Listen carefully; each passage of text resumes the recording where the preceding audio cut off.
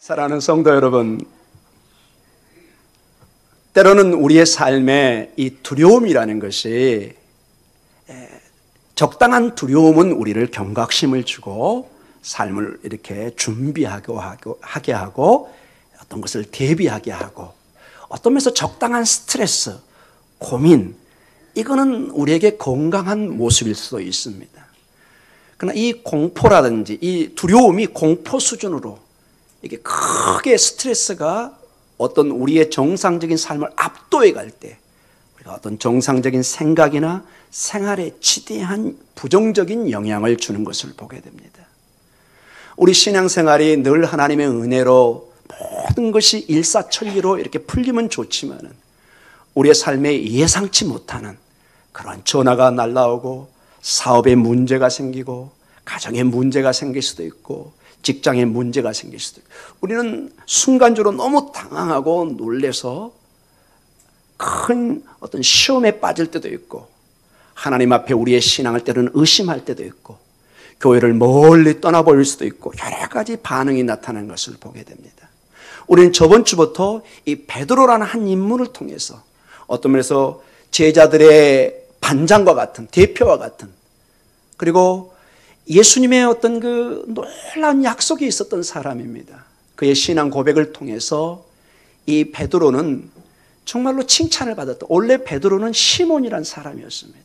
이 시몬을 마태복음 16장에 보면은 그 놀라운 신앙 고백을 하고 그 신앙 고백에 내가 그 반석 위에 교회를 세우겠다. 베드로, 이게 사실은 반석이란 말입니다. 돌이란 뜻입니다. 우리가 집을 지을 때 기초를 잘 세우듯이 고대 세계도 밑에를 튼튼히 세워서 집을 올렸던 것처럼 이 반석 위에 하나님의 교회를 세우겠다고 하는 큰 칭찬을 하고 믿음직스러웠던 그러한 제자였습니다. 그러나 이 베드로도 여러분과 같이 저와 같이 육신을 가진 사람들이기 때문에 두려움이 오고 그 두려움이 과중될 때는 정상적인 판단을 하지 못하고 때로는 실패하고 넘어지고 심지어는 주님을 부인하는 자리까지 가는 모습을 보게 됩니다. 오늘 이 본문을 통해서 주님과 멀어지는 모습, 때로는 부인하는 모습, 실패하는 모습, 도저히 우리가 부끄러워서 우리의 신앙을 내세울 수 없는 그런 상황 속에서 어떻게 우리의 신앙을 회복하고 어떻게 다시 한번 믿음의 사람으로 일어설 수 있는가, 어떤 비결이라기보다는 이 말씀을 통해서 우리가 다시 한번 도전받는 시간을 갖기를 원합니다. 자, 우리 69절을 보면서 한번 이 베드로의 사건에 좀 더 집중해서 보도록 하겠습니다. 69절을 같이 읽도록 하겠습니다. 베드로가 바깥들에 앉았더니 한 여종이 나와 이르되 너도 갈릴리 사람 예수와 함께 있었도다 하거늘. 원래 이 말의 앞에는 그러나 이 말이 나옵니다. 앞에서 지금 예수님의 그 재판의 과정이 그 음모 가운데 이루어지는데 이제 한 장면이 바뀌기 시작합니다. 또 다른 사랑하는 제자의 베드로의 모습이 펼쳐지고 있습니다. 근데 여기 보면은 놀랍게도 한 여종이 앞선 절에는 예수님께서 멀리 따라가면서 거기에 시중들은 어떤 면에서 남자들, 거기에 보초들이라든지 경계를 섰던 이런 종들과 앉아있다면 이제 한 여종이 아마 음식을 나른다든지 중간중간에 그 대제사장의 저택이기 때문에 여러 가지 중간에 도움을 줬던 한 여종이 있었던 것은 우리가 짐작해 볼 수 있습니다. 그 여종이 와서 하는 얘기가 너도 갈릴리 사람, 예수와 함께 있던 사람이 아니냐. 특별히 너도 이렇게 얘기합니다. 우리 번역도 이렇게 명확하게 되어 있지만 이 헬라어를 보면 매우 강조되어 있습니다. 다른 사람이 아니라 누구요? 너, you, 너는 예수와 함께 있었던 사람이라는 것입니다. 많은 사람이 지금 그 대저택의 정원의 뜰에 앉아있는데 특별히 지적을 하는 것입니다. 권사님이시죠? 목사님이시죠? 딱 지적을 하는 것입니다. 이 베드로가 어떻게 될까요? 얼굴이 창백해지기 시작합니다. 지금 사실은 베드로가 두려움 속에 차마 체면이 있어서 멀리 떠나지 못하고 앞절에 보니까 어떻게 예수님을 따랐죠? 멀찍이 눈에 띄지 않도록 그저 몰래 어두우니까 따라갔던 것입니다. 대수심은 눈에 띄지 않도록 멀찍이 따라가는 그리고 조용히 앉아있는데 한 요정이 와가지고 너는 예수와 함께 있었던 사람이다. 이게 얼마나 충격과 두려움을 줬던지 이제 69절 이후로 베드로가 몇 번 예수님을 부인하게 되죠? 3번을 반복합니다. 근데 우리가 본문을 보면 이제 알겠지만 이 강도가 점점 높아집니다. 처음에는 부인하고 그 다음에 맹세하면서 주님을 부인하고 마지막에 뭘로 부인하죠? 저주까지 합니다. 여러분 3번을 어떤 사람이 같은 말을 강화시켜서 얘기했다는 것은 실수가 아닙니다. 실수라는 것은 한번 순간적으로 나도 모르게 하는 것들은 되게 실수로 간주할 수 있습니다. 근데 그 일을 반복해서 3번에 걸쳐서 강하게 얘기하고 있다는 것은 그 안에 자기의 의도성, 어떤 의도가 분명히 있는 것을 부인할 수가 없습니다. 이건 단순히 실수로 보기에는 아주 큰 그의 마음의 상태가 보여주고 있습니다.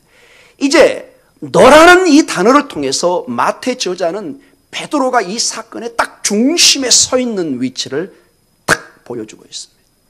우리의 삶에도 가끔 좀 군중에서 남들의 눈초리에서 좀 피하고 싶을 때가 있지만 점점점 사람들의 이렇게 이목의 중심에 설 때가 있으면 매우 난감할 때가 있습니다.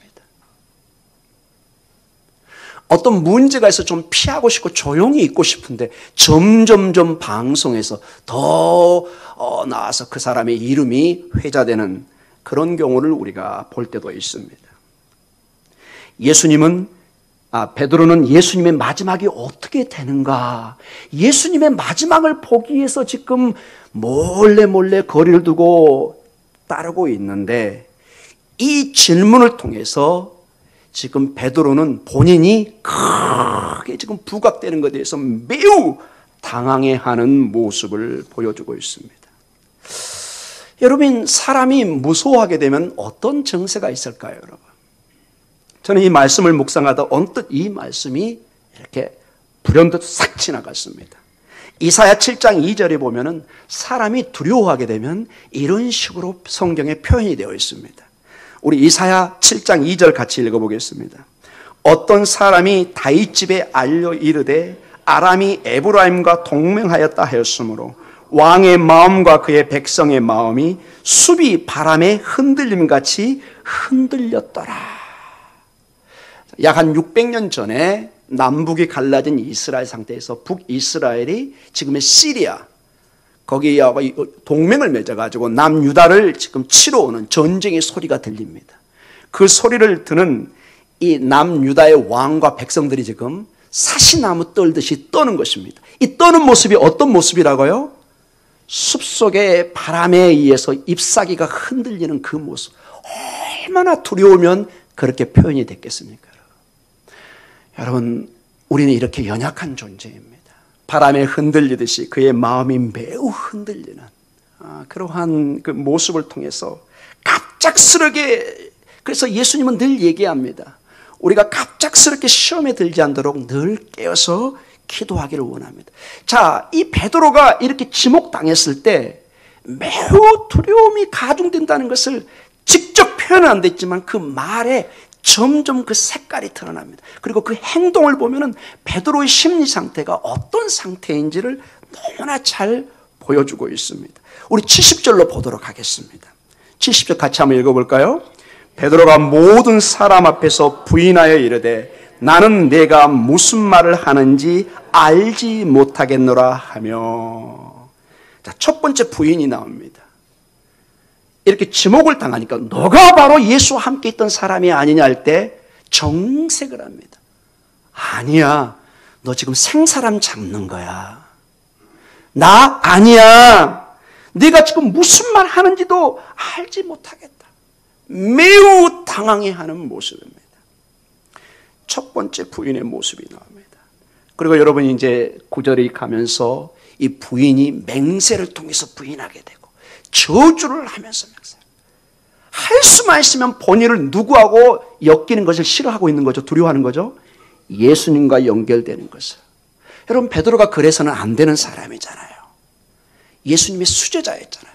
그러나 그의 두려움이 가중되니까 예수님과 함께하는 그분의 이름과 그분의 삶과 연결되는 것을 매우 두려워하고 있습니다. 3번에 걸쳐서 의도적으로 좀 더 강하게 예수님을 부인합니다. 여러분, 성경에 의하면은 예수님께서는 이렇게 경고했습니다. 너희가 나를 공적으로 부인하면 나도 마지막 때 너희를 부인하겠다. 여러분, 사실은 베드로는 이 사건만 보면 구원을 받을 수 없습니다. 너무나 공개적으로 저주까지 하면서 주님을 부인했습니다. 그러나 우리가 압니다. 베드로는 나중에 주님의 은혜로 다시 한번 회개의 자리에 들어가고 다시 한번 사명의 자리로 들어가는 것을. 사랑하는 성도 여러분, 주님의 은혜가 아니면 우리는 구원받을 수 없습니다. 여러분, 어찌 베드로만 부인합니까? 우리는 매일의 삶에 때로는 세상의 어려움 때문에 우리의 마음속에 주님과 얼마나 멀어집니까, 여러분? 베드로가 멀리 있지 않고 우리의 마음속에 있는 것입니다. 사랑하는 성도, 이 구원은 그래서 우리의 노력으로 취하는 것이 아닙니다. 전적인 하나님의 은혜로 우리에게 선물로 주어지는 것입니다. 그래서 여러분, 우리 주님께서는 늘 얘기합니다. 우리에게는 이렇게 갑작스럽게 우리가 지목당하는 큰 시련이라 할까요? 시험의 단계가 반드시 오게 됩니다. 우리의 인생은 여러분도 알고 저도 알다시피 항상 어떤 그 시온의 대로만 열려 있는 것이 아니라 우리가 알지 못하는 갑작스러운 일들이 얼마든지 일어날 수 있습니다. 정말로 우리는 내일 일을 한 치 앞을 알 수가 없습니다. 우리는 모릅니다, 여러분. 아무리 우리가 버티지만은 하나님이 때가 되면은 때로는 질병으로, 또 하나님의 때가 돼서 우리는 하나님 앞에 가야 되는 것입니다. 그래서 우리 주님은 이렇게 말씀하십니다. 26장 40절과 41절에 늘 주님은 우리에게 이 시험의 때를 이겨낼 수 있는 방법을 하나를 제시합니다. 우리 같이 한번 읽어보겠습니다. 제자들에게 오사 그 자는 것을 보시고 베드로에게 말씀하시되 너희가 나와 함께 1시간도 이렇게 깨어 있을 수 없더냐. 시험에 들지 않게 깨어 기도하라. 마음에는 원이라도 육신이 약하도다 하시고. 이미 겟세마네 동산에 예수께서는 직접적으로 제자들에게, 특별히 베드로에게 말을 했습니다. 너희가 시험에 들지 않도록 어떻게 하라고요? 깨어서 기도하라.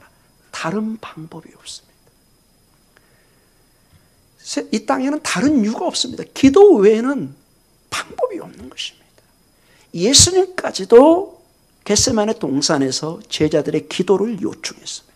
사도 바울도 그의 서신서를 보면 여러 군데 나를 위해서 기도해 주라. 고린도 교회요, 갈라디아 교회요, 에베소 교회요, 나의 이 사역을 위해서 기도해 주라. 기도는 우리가 알지 못하는 하나님의 신비의 일의 도구 중에 하나입니다. 우리가 시험에 들지 않기 위해서는 이러한 시험이 있더라도 강하게 이겨낼 수 있는 힘은 어디 있느냐? 평상시에 주님과 함께 기도하는 길 외에는 없습니다. 내가 아무리 근육을 키우고 세상의 권력과 다른 것으로 준비하지만 소용이 없습니다. 마치 그런 것들은 바람에 나는 겨와 같이 추풍 낙엽처럼 떨어질 수밖에 없습니다. 오직 이 바람을, 이 폭풍우를 막을 수 있는 것은 예수의 이름밖에 없는 줄 믿습니다. 우리 신앙인은 그걸 고백하는 것입니다. 주님, 주님의 은혜가 아니고서는 저는 이 순간 설 수가 없습니다. 우리 71절을 계속해서 읽도록 하겠습니다. 암문까지 나아가니 다른 요종이 그를 보고 거기에 있는 사람들에게 말하되 이 사람은 나사렛 예수와 함께 있었도다 하매. 자, 72절에는 아주 흥미로운 내용이 나옵니다. 자, 69절에 원래 베드로가 앉았던 자리가 어디예요? 바깥뜰입니다. 큰 집이 있고 저택이 있고 거기에 정원 같은 곳입니다. 사람들이 쭉 앉아 있는 곳입니다. 근데 이 베드로가 한 여종을 통해서 지적을 당했잖아요. 너가 예수와 함께 있던 사람이 아니냐? 그 말을 듣고 급격한 두려움과 아니야, 너 잘못 알고 있는 거야. 네가 무슨 말도 하는지 모르겠다 하고 나도 모르게 자기도 모르게 몸을 움직여가기 시작합니다. 어디로 71절에 움직이죠? 앞문까지. 자, 정원에서 지금 여차하면 튈 수 있는 어디까지 간 거예요? 문까지 간 거예요, 여러분. 자기도 모르게 가 있는 거예요, 여러분. 이게 베드로의 모습이고 여러분과 저의 모습입니다. 누가 시키지도 않고 두렵기 때문에 지금 또 지적을 받잖아요, 여러분. 다른 요정이 그를 보고 거기 있는 사람들에게 말하되 이 사람은 나사렛 예수와 함께 있었다며. 앞문까지 나아가네. 거기에 가만히 있을 수가 없는, 불안해서 있을 수가 없습니다. 잠을 잘 수가 없습니다. 아무리 잠을 청해보지만 내게 두려움이 엄습해 오면 내 몸이 움츠러들고 근심 걱정 때문에 단잠을 잘 수가 없습니다. 이게 우리의 연약한 모습이에요. 아무리 우리가 나와서 사람들에게 큰 소리치고 자신 있는 척하고 강한 척하지만 여러분, 우리는 그렇게 연약한 자입니다. 사랑하는 성도 여러분, 여러분의 삶에는 평안이 있기를 기도합니다. 여러분, 우리의 힘으로 아무리 소리쳐도 사람들이 인정하지 않습니다. 그러나 하나님이 주신 그 힘, 하나님이 주신 그 평화, 세상이 알 수 없는 그 평화를 가진 사람은 세상이 감당할 수 없는 사람이라고 히브리서 11장에 말씀해 주고 있습니다. 여러분과 저는 예수의 이름으로 세상이 감당할 수 없는 믿음의 승리자가 될 줄 믿습니다. 이 베드로처럼 나중에는 하나님의 은혜로 다시 일어서지만 이 순간을 통해서 보면 베드로는 덜덜덜 떠는 가운데 자기도 모르게 몸이 지금 여차하면 튈 문 앞으로 옮겨가고 있습니다. 제가 이렇게 흉내낸 것은 저도 똑같은 사람이기 때문에 하고 있는 것입니다. 사랑하는 성도 여러분, 자, 여기 보면은 여러 가지 그 전형적인 연약해지는 두려움에 떠는 사람들의 모습이 나오는데 한 학자의 그 분석을 보니까 매우 흥미로운 모습이 몇 가지가 나옵니다. 자, 세 가지의 어떤 그 흥미로운 변화가 있습니다. 한번 여러분 주목해서 보실래요, 여러분? 69절에 한 여종이 베드로에게 말합니다. 그렇죠? 71절에 보니까 다른 여종이 그를 보고 거기에 있는 사람들에게 말합니다. 왜냐? 이건 이제 점점 두려움이 커져버리는 것입니다. 조용히 너가 범인지 할 때는 다른 사람이 모를 수도 있잖아요. 근데 사람들에게 이 사람이 그 사람이에요 할 때는 어떻게 될까요? 이제 이거는 뭐 난리가 난 거죠. 숨을 데가 없는 거죠. 73절에는 조금의 곁에 있는 사람들이, 그 내용을 알고 있는 사람들이 베드로에게 나와서 얘기하기 시작합니다. 얼마나 이 베드로가 이제 공포심이, 두려움이 가중되는가를 생각해 보십시오. 자, 이렇게 두려움이 가중되니까 여러분 70절에 예수님을 부인하다가 72절에는 어떻게 또 부인하죠? 맹세하며 부인합니다. 더 강하게 부인합니다. 아니야. 내가 맹세코 얘기하는데 아니라고 얘기합니다. 74절에는 마지막 최후의 단어를 씁니다. 어떻게 부인하죠? 저주하면서. 여러분 상상이 되십니까? 베드로가 이렇게 표현할 수 있다는 거. 여러분 이것이 다른 사람이 아니라 여러분과 저의 모습입니다. 여러분 극단적인 어려움이 오면 우리 다 순교할 것 같죠? 여러분 그거는 큰 착각입니다. 여러분 순교 단언컨대 교회 역사를 보면은 거의 어렵습니다. 여러분 하나님은 은혜를 주셔야 우리의 목숨도 내놓을 수 있습니다. 우리 한국교회의 여러 가지 순교의 역사를 하지만은 부끄럽게도 90% 이상의 교회는 다 신사참배를 했습니다. 유교도도 마찬가지고. 저는 그래서 그 역사를 좀 다른 면에서 봅니다. 물론 순교자들 훌륭하신 분입니다. 그러나 90% 이상의 교인들은 그러면은 비신앙입니까? 아닙니다, 여러분. 여러분과 저 같은 두려움 속에 충분히 겁쟁이가 될 수 있는 연약한 우리의 모습입니다, 여러분.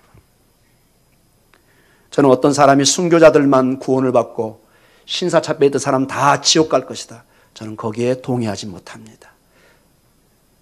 여러분 그것은 하나님만이 결정할 수 있는 길인 것을 알게 됩니다. 할 수만 있으면 우리가 그 순간에 순교의 자리에 가면 얼마나 감사한지 모릅니다. 그러나 열에 9은 그 자리에 들어가지를 못합니다. 그게 우리의 모습입니다, 여러분. 사랑하는 성도 여러분, 그렇게 연약한 저희를 사랑하시는 주님을 찬양합니다.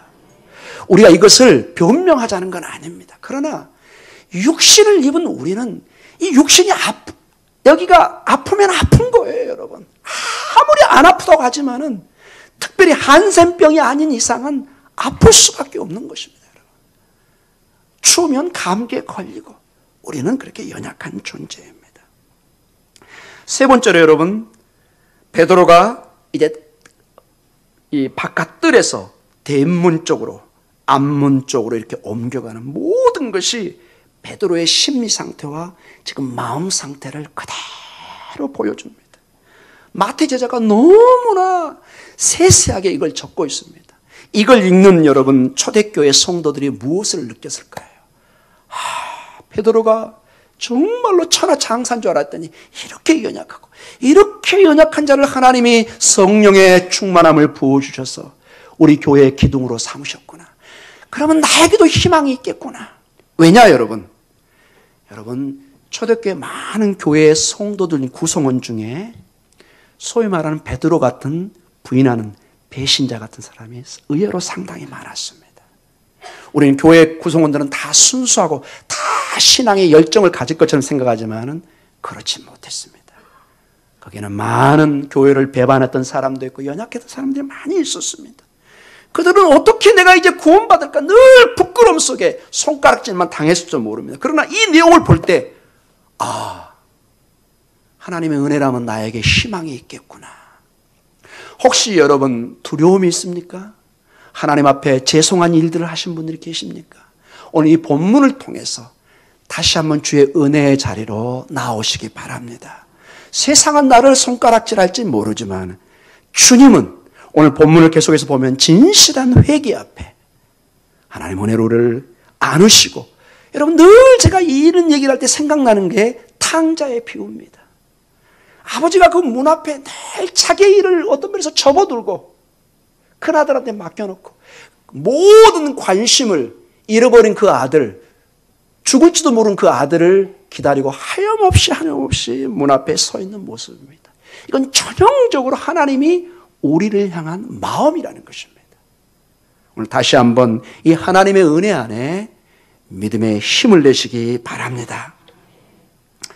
그래서 여러분, 이러한 베드로의 연약한 모습은 여러분 두려움을 이겨낼 수 있는 것은, 그래서 여러분 얼마나 베드로가 이 서두에 보면 다짐을 했습니까? 나는 절대로 주님 버리지 않습니다. 여기에 있는 다른 제자는 다 버릴지라도 나는 하지 않습니다. 나는 목숨 내놓고 주님 따를 것입니다. 그것은 진심이었습니다, 여러분. 전혀 그것이 틀린 말이 아니었습니다. 그러나 우리의 결심만 가지고, 우리의 힘만 가지고는 이런 위험 속에, 시련 속에 이겨낼 수 없다는 것입니다.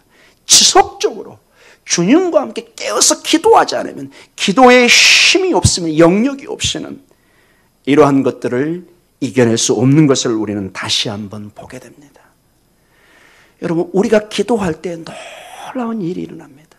그 두려워했던 사람들, 직장의 상사들, 동료들, 후배들, 즉 세상의 그 모든 것들이 기도하면 놀랍게 담대함이 생깁니다. 회사에 가면, 직장에 가면, 사업에 가면 내가 죽을 것 같은 그 스트레스, 어려움 속에 너무나 힘들지만 내가 죽으면 주리라. 주님! 야복강가의 그 야곱이 정말 뼈가 으스러져라 침을 당했지만 하나님 축복해 주지 않으면 난 놓지 않겠습니다. 그런 기도로 주님 앞에 매달릴 때 주님은 이스라엘이라는 이름을 주시는 것입니다. 하나님과 싸워서 이겼다는 말이 이스라엘입니다. 우리가 하나님 앞에 기도할 때 세상에 줄 수 없는 평안을 얻을 줄 믿습니다. 세상에 간직할 수 없는, 세상에 할 수 없는 이상한 힘이 생깁니다. 여러분 너무 어려울 때 사방이 다 막혔어요. 여러분 어떻게 하십니까? 그때 오히려 여러분 찬송하시기 바랍니다. 아싸, 사방이 막혔네. 이제 하늘로만 올라갈 길이 있네. 아싸, 하나님이 역사해 주시옵소서. 여러분 2018년 다시 한번 구종을 통해서 하나님이 놀랍게 새해를 허락해 주셨습니다. 할렐루야. 새롭게 다짐하고 기도로 승리하는 여러분 되시기 바랍니다. 오늘 다시 한번 26장 40절과 41절을 다시 한번 보도록 하겠습니다. 26장 40절 같이 읽습니다. 제자들에게 오사 그 자는 것을 보시고 베드로에게 말씀하시되 너희가 나와 함께 한 시간도 이렇게 깨어 있을 수 없더냐. 시험에 들지 않게 깨어 기도하라. 마음에는 원이라도 육신이 약하도다 하시고. 아멘. 이 본문을 다시 본 게 중요한 한 점이 있기 때문에 그렇습니다. 자, 우리가 깨어 있어 기도해야만이 시험에 들지 않습니다. 왜냐하면은 41절에 뭐가 나오냐면 중요한 우리 현실을 말해주고 있습니다. 마음에는 온이라도 뭐하다고요? 육신이 약하도다. 우리의 영, 우리의 마음은 오늘도 10번 정도 순교할 수 있습니다. 여기서 은혜 받고 주님! 여러분 부흥회 때 여러분 은혜 받아가지고 여러분 청년들 이렇게 집회를 하다 보면요. 한 선교사가 한 10명, 20명이 손 들고 나옵니다. 감동을 받아가지고. 나한테 그 실제 이제 조사하면은 한두 명만 남습니다, 여러분. 그때 그 순간은 마음으로는 저 콩고, 막 이디오피아 막 갈 것 같아요. 근데 집에 와가지고 다시 생각해보고 현실을 보니까 못 갈 것 같아요. 저기에 사랑하는 사람도 있고, 저기에 누가 있고, 이상하게 또 홀어머니가 생각나고, 홀아버지가 생각나고. 안 됩니다, 여러분. 이게 영적인 상태입니다, 여러분. 여러분, 영적으로는 얼마든지 우리가 이 마음은 예배를 드리고 싶고 절대로 부인하고 싶지 않습니다. 항상 깨어서 기도하고 싶습니다. 그러나 이 육신이 문제라는 거예요. 이것을 여러분이 간과하면 신앙생활에 100점 100패합니다. 이 육신은 우리의 영혼은 이 마음은 육신과 함께 있기 때문에 내 몸이 피곤하면 힘들면 내 몸이 병들면 아무리 하고 싶어도 안 되는 것입니다. 사랑하는 성도 여러분, 그래서 이 육신은 우리를 죽음에 이르게 하고 병들게 하고 우리를 연약하게 합니다. 여러분 예를 들어서 제가 돈을 빌렸습니다. 꼭 갚고 싶습니다. 반드시 갚는다고 약속했습니다. 그런데 환경이 도저히 갚을 생각, 환경이 아닙니다. 그래서 순간적으로 제가 사기꾼이 되는 거예요. 그 사랑하는 친구를 버리고 도망가야 돼요. 왜? 환경이 전혀 지금 갚을 수 있는 상황이 아니에요. 마음은 100번이라도 갚아주고 싶습니다. 환경이 나를 그렇게 만들지 못합니다. 내 마음은 100번이라도 여기 와서 금식기도 하고 철회하고 싶습니다. 육신이 따라주지를 않습니다. 사랑하는 성도 여러분, 그래서 여러분 우리가 이길 수 있는 것은 오직 주님께 기도로 주님께 도움을 요청하는 길밖에 없습니다. 여러분, 내 육신의 힘으로 하겠다, 불가능합니다. 육신의 능력과 경험과 모든 것은 한계가 있습니다. 사랑하는 성도 여러분, 항상 우리가 마음은 원하되 육신이 약해서 부족하기 때문에 이것을 알고 미리 하나님 앞에 도움을 구해야 됩니다. 하나님, 제가 이렇게 연약한 자입니다. 제 환경이나 제 건강이나 제 시간이나 도무지 제가 여유가 없습니다. 그러나 주님은 이 모든 것을 전환시켜서 하나님의 영광으로 바꿀 줄 믿습니다. 하나님의 은혜를, 하나님의 도움을 우리가 구해야 되는 것입니다. 그래서 여러분, 기도가 매우 중요합니다. 자, 그리고 72절로 오늘 다시 한번 이제 마지막을 향해서 달려갑니다. 같이 읽을까요? 베드로가 맹세하고 또 부인하여 이르되 나는 그 사람을 알지 못하노라 하더라. 자, 맹세하고 부인하기 시작합니다. 그 사람을 알지 못한다고 얘기합니다. 그리고 이제 73절과 74절로 이제 막바지로 향해서 갑니다. 우리 73절입니다. 조금 후에 곁에 섰던 사람들이 나와 베드로에게 이르되 너도 진실로 그 도당이라 내 말소리가 너를 포명한다 하거늘 그가 저주하며 맹세하여 이르되 나는 그 사람을 알지 못하노 하니 곧 닭이 울더라. 마지막은 저주로 인생이 끝나는 것처럼 보입니다. 희망이 보이질 않습니다. 근데 놀랍게 74절 마지막 절에 뭐가 울죠? 닭이 울기 시작합니다. 이게 울음이라는 게 때로는 슬픔의 상징이지만 이 순간에는 놀라운 희망의 상징. 왜냐? 이 닭이 운다는 것은 주님의 말씀의 약속에 들어가 있는 것이거든요. 75절 우리 마지막 절 같이 읽겠습니다. 같이 읽습니다. 이에 베드로가 예수의 말씀에 닭 울기 전에 내가 3번 나를 부인하리라 하심이 생각나서 밖에 나가서 심히 통곡하니라. 주님은 이미 알고 계셨습니다. 베드로의 연약함을, 육신을 가진 베드로의 연약함을 알고 계셨습니다. 닭 울기 전에 3번 나를 부인할 것이다. 근데 여러분 이 말씀 75절을 봐보십시오. 가장 오늘 중요한 말씀 중에 하나입니다. 이에 베드로가 주체입니다. 무엇을 생각하죠? 예수님의 말씀, 예언의 말씀을 생각합니다. 그 생각을 하니까 어떤 행동으로 나오죠? 밖에 나가서 심히 통곡을 하는 것입니다. 불현듯 예수님의 생각이 나고 닭이 오는데 예수님의 생각이 가슴을 찌릅니다. 나 같은 죄인을 하나님이 아시고 이 말씀을 하셨구나. 나가서 통곡을 하는데 학자들은 이 통곡을 진정한 회개의 통곡으로 받아들입니다. 사랑하는 성도 여러분, 우리를 구원할 수 있는 것은 예수님의 말씀뿐입니다. 주의 말씀을 기억하는 것은 이 주의 말씀은 우리를 변화시킵니다. 베드로를 그래서 구원시킵니다. 이 얘기는 제자들을, 모든 교회를 하나님의 말씀을 우리가 기억하고 그 말씀의 능력을 붙잡을 때 그 말씀은 우리를 변화시킬 줄 믿습니다. 우리를 회개의 자리로, 주의 보좌로 나아가게 합니다. 세상은 놀랍게도 우리를 하나님으로부터 점점 멀어지게 합니다. 너는 끝났어. 아주 비아냥거리는 그 말로 우리를 아주 인격을 그냥 짓밟아 버립니다. 너는 끝났어. 이젠 너는 희망이 없어. 예수님의 말씀을 얘기합니다. 너에게 희망이 있어. 너는 변할 수 있어. 내가 너를 사랑한다. 내가 너를 포기하지 않는다. 할렐루야. 얼마나 감사합니까? 베드로가 통곡의 자리로, 눈물의 자리로, 회개의 자리로 갑니다. 이제 결론적으로 말씀을 마치겠습니다. 진정한 회개의 눈물을 통해서 베드로가 구원을 받는데, 베드로의 모습을 제가 서두에 여러분 단순히 제자의 모습으로 보시면 안 됩니다. 여러분, 베드로는 우리 모두의 모습인 것입니다.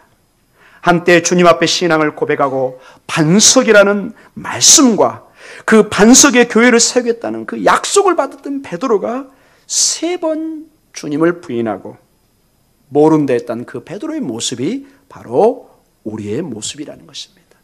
여러분, 그래서 실패는 우리 모두에게 너무나 당연하게 다가오는 경험이고 우리가 반드시 한 번은 견뎌내야 되는 사항입니다. 놀랍게도 우리가 성경의 위대한 인물을 보면 아브라함, 모세, 다윗, 바울, 심지어 베드로, 많은 사람을 봐보세요.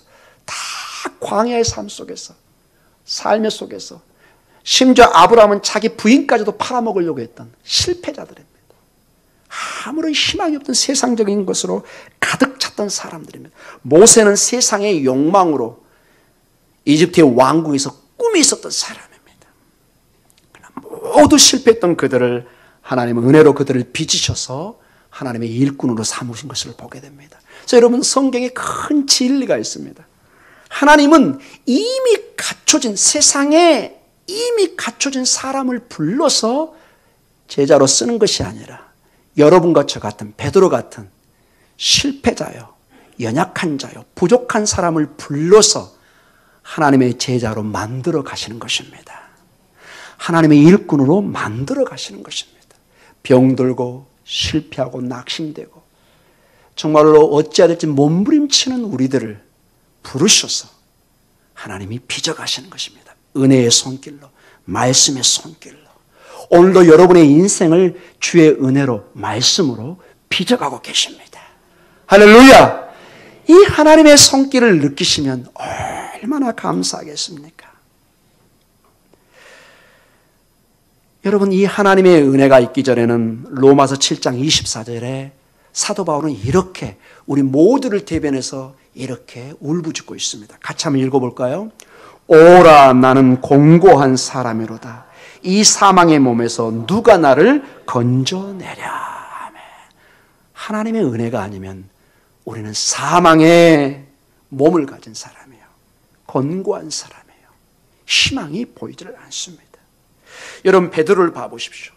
이 연약했던 베드로를 오순절 성령 강림을 통해서 전혀 다른 하나님의 일꾼으로 만들어갑니다. 하나님의 교회의 진리의 기둥으로 삼고 오고 가는 길에 모든 교회의 역사에 베드로를 통해서 우리는 큰 도전을 받는 것입니다. 하나님은 반드시 그를 찾는 자를 하나님의 은혜로 붙잡아 주시고 주의 성령을 부어주시고 새롭게 하나님의 제자로 일꾼으로 쓰실 줄 믿습니다. 오직 하나님의 은혜만이 우리를 붙잡을 수 있습니다. 우리가 마치 자녀가 부모 앞에 나와 눈물로 부탁할 때, 간구할 때 상식적인 모든 부모는 자녀의 그 부탁을 듣게 되어 있습니다. 그게 부모입니다. 그게 우리의 영적인 아버지인 것입니다. 여러분과 베드로전서 5장 6절의 10절 말씀을 마지막으로 나누면서 오늘 설교를 마치기를 원합니다. 베드로전서의 배경은 다 그 당시 핍박 속에 목숨을 내놓고 흩어졌던 사람들입니다. 저 터키의 갑바도기에 가면은 그 흩어져서 지하 수백 미터를 파가지고 사람들이 그 핍박을 피해서 살았던 사람들의 흔적이 나옵니다. 바위에 다 구멍을 파가지고 거기에 사람들이 숨어 살았습니다. 너무 핍박이 심하니까. 그 사람들에게 이 편지를 쓰고 있는 것입니다. 이 배경을 가지고 여러분 이 내용을 한번 보시기 바랍니다. 같이 읽습니다. 베드로전서 5장. 그러므로 하나님의 능하신 손 아래에서 겸손하라. 때가 되면 너희를 높이시리라.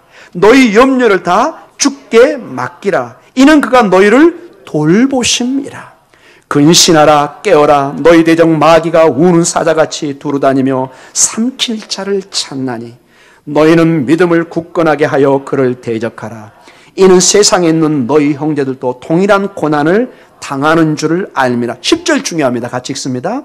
모든 은혜의 하나님 곧 그리스도 안에서 너희를 부르사 자기의 영원한 영광에 들어가게 하신 이가 잠깐 고난을 당한 너희를 친히 온전하게 하시며 굳건하게 하시며 강하게 하시며 털을 견고하게 하시리라. 아멘. 이 말씀을 붙잡고 기도하는 사람에게는 반드시 응답될 줄 믿습니다. 여러분 이 믿음으로 승리하는 2018년 새해가 되시기를 주님의 이름으로 축원합니다. 기도하겠습니다.